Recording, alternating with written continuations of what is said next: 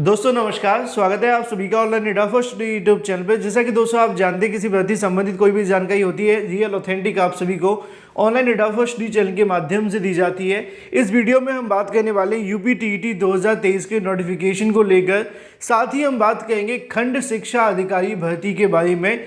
इसके अलावा हम बात करेंगे 69,000 शिक्षक भर्ती के अंदर ओबीसी एससी को 19,000 सीटों के बारे में और एडेड जूनियर शिक्षक भर्ती को लेकर। तो चलिए दोस्तों वीडियो शुरू करते हैं। वीडियो को लाइक कर दें, साथ ही शेयर कर दें और चैनल को सब्सक्राइब करके बेल आइकन को दबा लें, जिससे कि आपको रियल ऑथेंटिक जानकारियों की नोटिफिकेशन सबसे पहले मिलते रहें। शुरुआत करते हैं यूपी टीईटी 2023 के नोटिफिकेशन के बारे में, क्योंकि यूपी टीईटी को लेकर बहुत सारी जानकारी निकलकर सामने आ रही है। अगर बात की जाए इसके नोटिफिकेशन को लेकर, तो हाल ही में सरकार के माध्यम से इसको लेकर दिशा निर्देश भी जारी किए गए थे कि यूपी टीईटी जो परीक्षा है वो समय से करवाई जाए।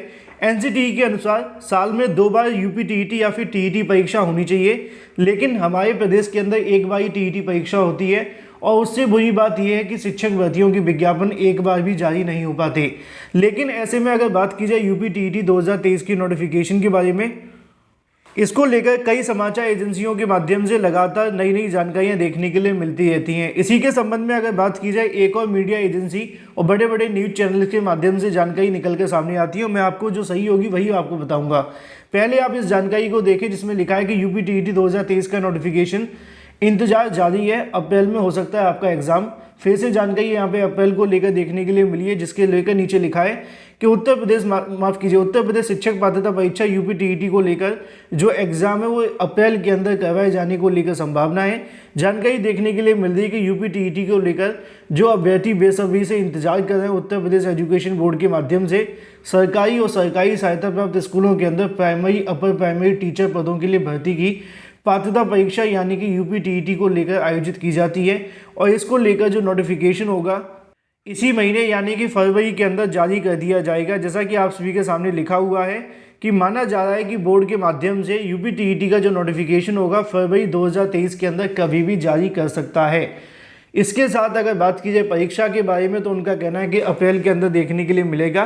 कई अलग अलग मीडिया एजेंसीज के माध्यम से इस प्रकार के दावे तो किए जा रहे हैं, लेकिन सच्चाई क्या है वो आप सभी को मैं बता दूं कि अभी तक नए आयोग का गठन नहीं हुआ है और यूपी टीईटी परीक्षा पीएनबी के माध्यम से नहीं होगी। अगर पीएनबी की तरफ से परीक्षा करवाई जाए तब भी फरवरी के अंदर नोटिफिकेशन जारी नहीं होगा। उसकी वजह यह है कि फरवरी में नोटिफिकेशन जारी करने के लिए पीएनबी को प्रस्ताव बनाकर भेजना पड़ेगा। फिर पीएनबी प्रस्ताव बनाकर भेजेगी, सरकार की मंजूरी मिलेगी, तब ये नोटिफिकेशन जारी होगा। तो फरवरी के अंदर तो किसी भी तरीके से नोटिफिकेशन जारी नहीं होने वाला है।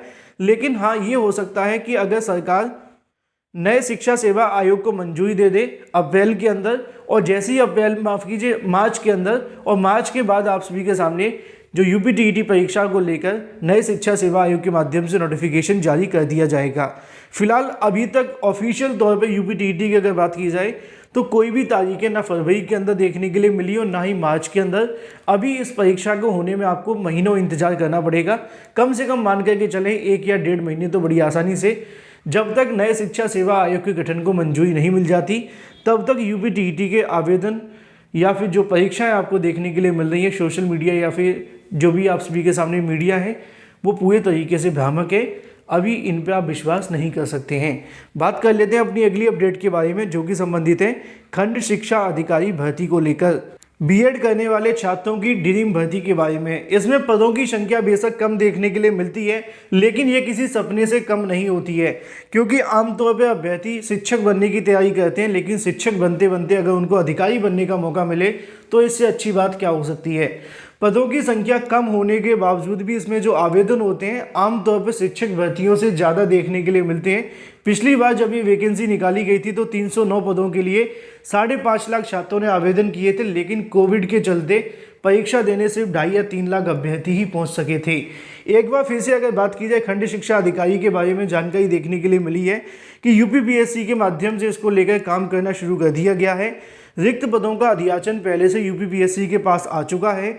इसके अलावा अगर बात की जाए यहाँ से विज्ञापन जारी करने के बारे में, तो इसमें ज़्यादा समस्या नहीं है, क्योंकि अलग अलग विषयों की जब भर्ती होती है तो उसमें सभी विषयों की योग्यता को बदलाव करना पड़ता है।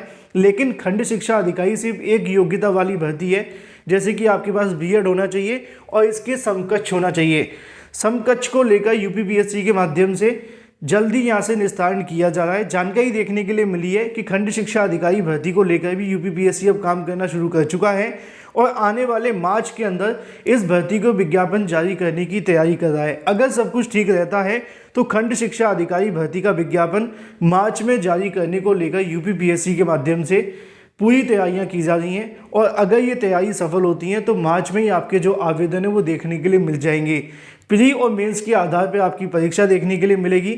आवेदन से 3 महीने बाद प्री परीक्षा करवाई जाएगी।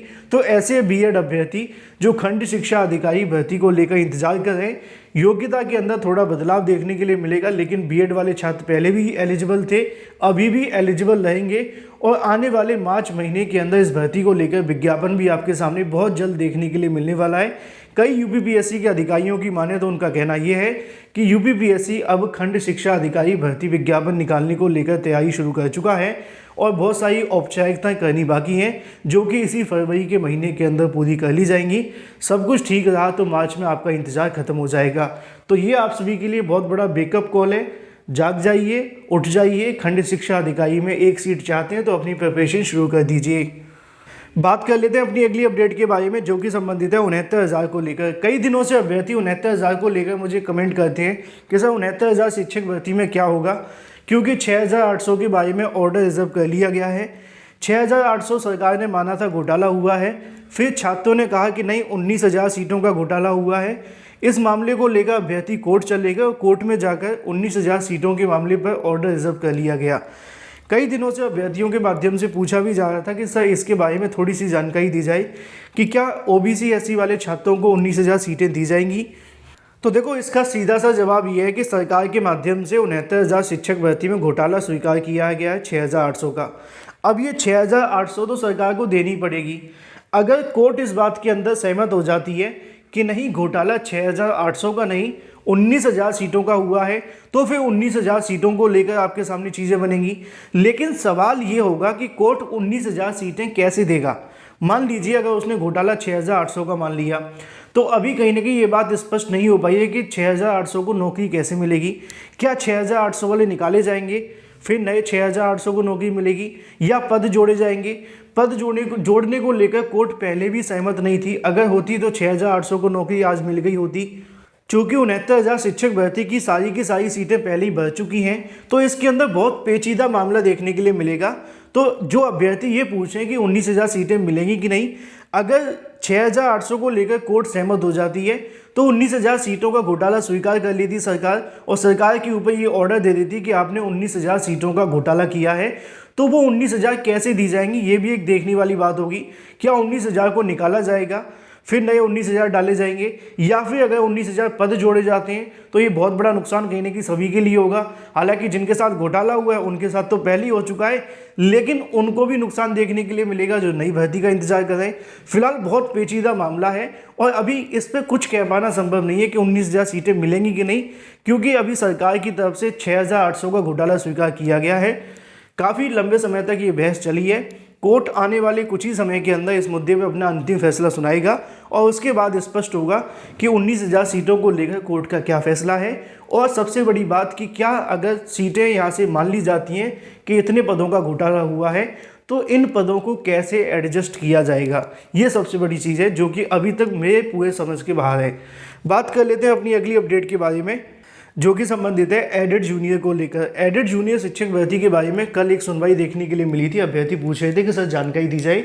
तो एडेड जूनियर शिक्षक भर्ती को लेकर कल ये मामला लगा हुआ था, लेकिन सुनवाई देखने के लिए नहीं मिल सकी, जिसके चलते कुछ भी नहीं हुआ और अभी इस मामले में कोई अंतिम फैसला नहीं हुआ है। ऐसे में अभी एक बार फिर से सुनवाई देखने के लिए मिलेगी आने वाले कुछ दिनों के अंदर और हो सकता है कि एडेड जूनियर के आने वाली 1 या 2 जो भी सुनवाई होगी उसमें अंतिम हो जाए और उसके बाद ये भर्ती आगे बढ़े। बिना कोर्ट के फैसले के ये भर्ती आगे बढ़ेगी ये कह पाना सही नहीं है, क्योंकि उम्मीदें ये बताई जा रही हैं अधिकारियों के माध्यम से कि इसी फरवरी के अंदर एडेड जूनियर का प्रोसेस शुरू कर दिया जाएगा। लेकिन वहीं दूसरी तरफ अगर कोर्ट के अधिवक्ताओं की माने तो उनका कहना ये है कि 1-2 सुनवाई के अंदर एडेड जूनियर का मामला खत्म हो जाएगा और जैसे ही खत्म होता है फिर एडेड जूनियर शिक्षक भर्ती शुरू होगी।